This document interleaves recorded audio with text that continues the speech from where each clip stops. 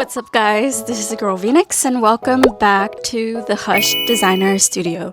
Today we're continuing the series of Draw Like an Architect and we're taking things off.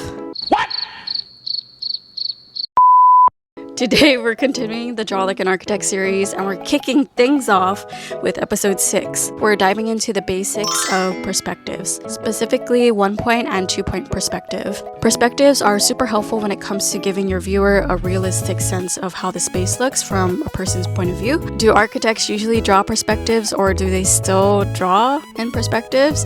Yes, we do, especially for quick visual sketches to get the ideas across. These days, of course, we often rely on digital tools like Revit, Lumion to produce perspectives.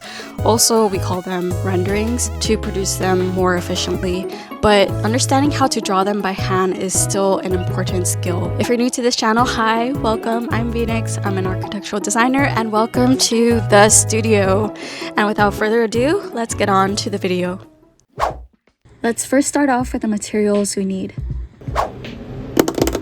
You can use any paper of your choice. I'll be using trace paper. You'll also need a pencil and eraser. Here, I'm just using my mechanical pencil, but if you have drawing pencils, feel free to use them. You'll also need tape. Any type will work. Stick the tape to your skin first to reduce the adhesive. A drafting triangle, and optionally pens for finishing off your drawing. You'll also need a straight edge. A 1-point perspective drawing uses one vanishing point. Here are some real-life examples to give you an idea of how a 1-point works. First, start off by drawing your horizon line across the center of your paper. This gives you enough space above and below the drawing. Next, place your vanishing point. We'll start with it centered on the horizon line. Next, draw the nearest surface of the object or building you're illustrating. For now, just sketch a basic rectangle. From the edges of the rectangle, connect the lines back to the vanishing point. These will form the sides of the object. Add vertical lines where the shapes end to complete the 3D form. You can keep practicing with different shapes, for example, adding extra buildings, connect their edges back to the vanishing point, and add verticals where needed.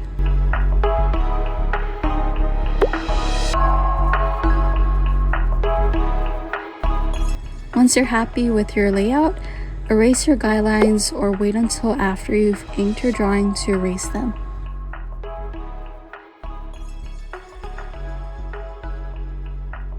To enhance your 3D look, remember to add necessary horizontal lines. These give characters to windows, floors, and other elements. Now, let's try a street view setting using the same technique. This time, add a second horizontal line a few inches below your vanishing point. This helps align your foreground surface and keeps everything at eye level. Follow the same process as before. Draw your rectangle, connect edges to the vanishing point, and then add verticals. I like to extend my verticals as guidelines, just in case I want to add more elements later like trees or buildings.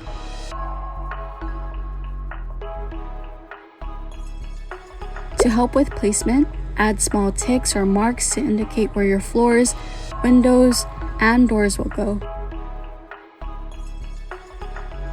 Once you're happy, go ahead and ink your drawing. Use a 0.8 pen for foreground shapes, a 0.5 pen for background buildings, and I use a 0.2 for the inside lines or smaller details.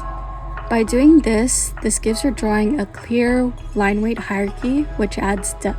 If everything is the same line weight, your drawing can look flat. I highly recommend to add your needed entourage like trees and people before sealing it all with the pen. For me, I was just filling the lines so that you guys can clearly see what the building would end up looking like. Next is 2-point perspective. This type of perspective is used when looking at the corner of an object or a structure. There are 2 vanishing points, and you close these vanishing points with your corner element or vertical lines. First, draw a horizon line across your paper. This represents your eye level. Next, place 2 dots on opposite ends of the horizon line.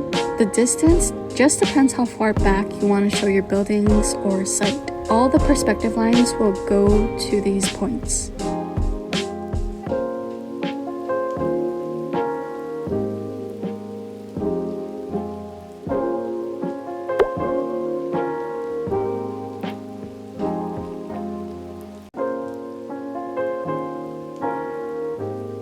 Then create ticks as a guide for your windows, doors, and other elements.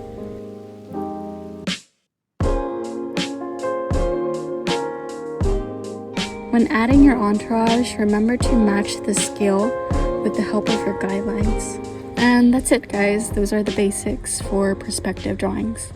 Okay guys, so that's it for today's video. I hope that it gave you a good solid starting point to begin practicing perspectives.